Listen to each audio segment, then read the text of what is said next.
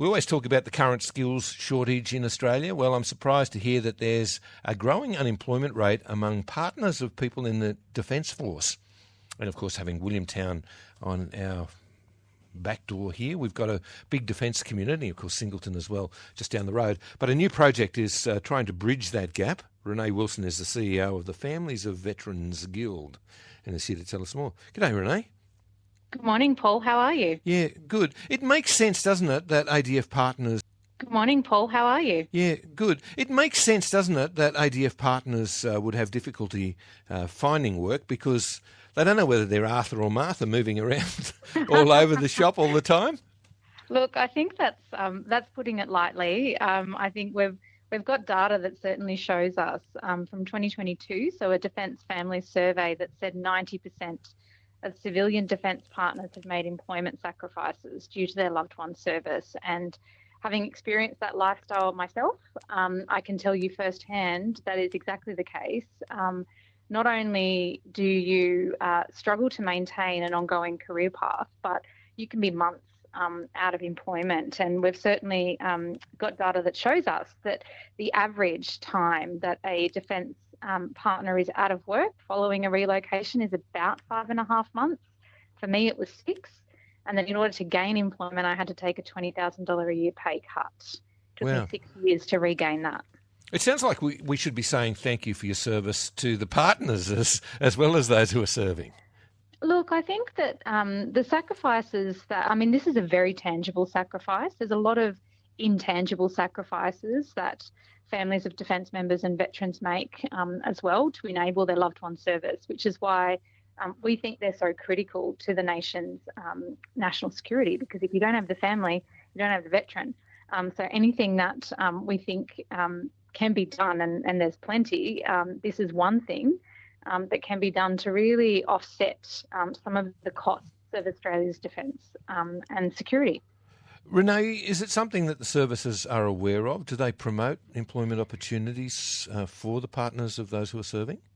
Starting to. So for a long time there has been a program available to defence partners in particular, and it's called the Partner Employment Assistance Program, and that offers a very small amount of money that partners can use to update their CV. I think they can use it now to access some career coaching, but it doesn't actually fill the gaps that are created here. So what we find and what we certainly hear is this group, and 90% of them are women at this stage, but this group in particular don't have access to things that you would if you had an ongoing employment. For example, an investment in a leadership development course that can cost an organisation anywhere from $5,000 or $10,000. They're not going to invest in you when you're just here for a short time. Yeah. So this group are missing out on the critical professional and personal development that it takes to take that next step in their career, to build that confidence and to be willing to see themselves as equal in their partnership. And we certainly are trying to address that through this Rise Together initiative. I imagine too that we're talking about people, both men and women, who've got a very broad skill set. They'd be coming from a variety of backgrounds, some having been incredibly successful, I'd imagine, in their own right. Absolutely, absolutely. And certainly more so probably today than previous. I think we've seen access to education now is very different to what it used to be, and we're also seeing the need for both partners in a relationship to be working and to want to be working and to want to be making a contribution as well in the workforce. So it's a very different environment to what it used to be. But certainly many of the partners that I've met, I would say they're some of the most highly educated yet underemployed people I've ever come across. Okay. So Rise Together, what are you doing about this problem? Yeah, so what we're doing about this problem, the Rise Together initiative really started in 2023 on a very small scale, and it started with a war widow in our community and her family who wanted to support the career development of other defence and veteran partners because she had to let her career go and she wanted to give back.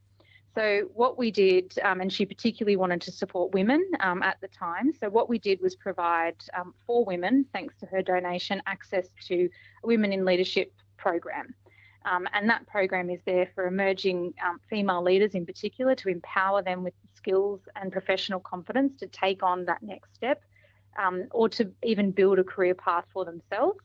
And so we did that, and then we decided that was so successful, we were getting more applications than what we could fund with that donation, that we put in an application to the federal government, and we were successful. And so for another 12 months, we're able to continue that. But where we want to see this Rise Together initiative go is really expand beyond this one thing, this one element. And for us, this is about bringing people together with the programs and services that are out there in the community that can actually help to address this problem. This is one way we're addressing it, but we really want to see this grow. All right.